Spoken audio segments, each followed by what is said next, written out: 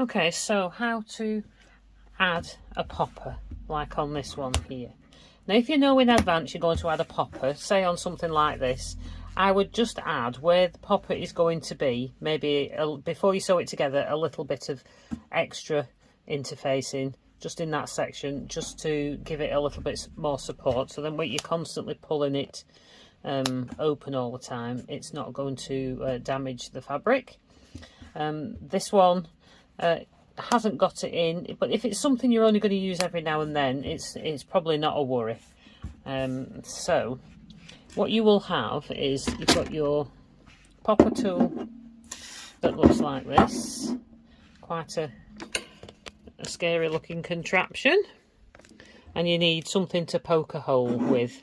Something like this usually comes in the box with the tool ready for you, but if it doesn't, all you need is something with a thick needle on it to poke a hole. So you need to decide where you're going to put it. So you'll have 4 parts like this. So you've got 2 of these outer little discs, one for each part, and then you've got a male and a female part. The male with a sticky out bit and the female part with the innie bit.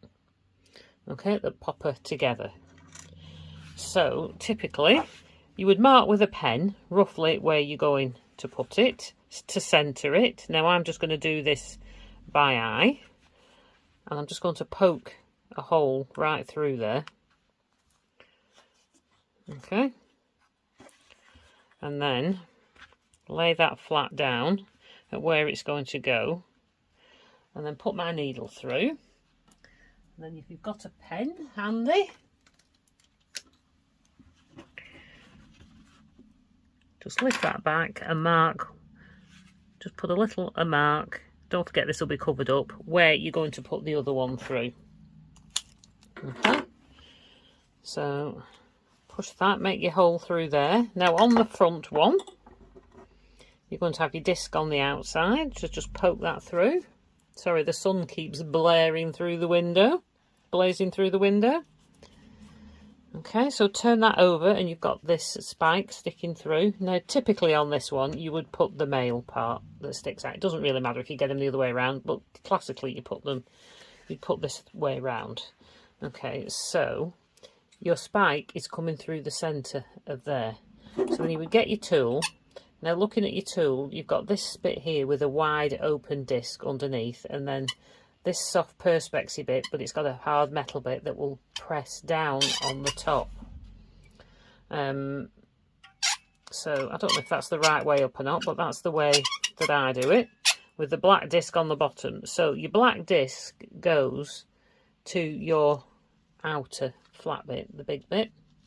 So that goes in there. Make sure everything's lined up, and then this bit should automatically be central over the top.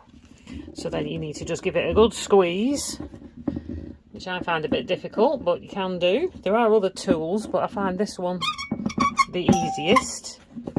Okay, and as you can see now, it's gone from a spike sticking up to the plastic has flattened inside, because you originally had this spike and now that's been squashed flat. So that is what holds it in place.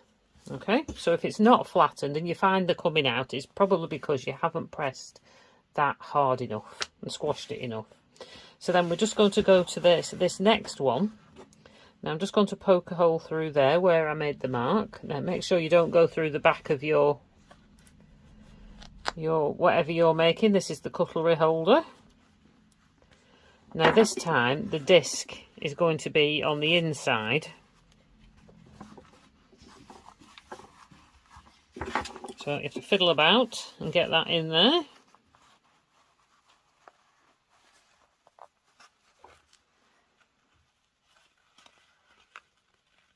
Okay, so that's that poking through there, and then you put the female part on top of that, and then you've got to get it in between your tool.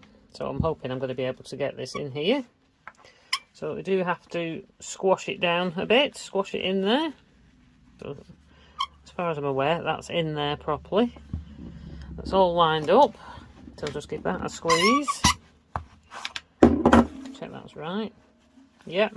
Now I flatten that. It could do with a little just a little bit more, but now it's in place it should be easier to do.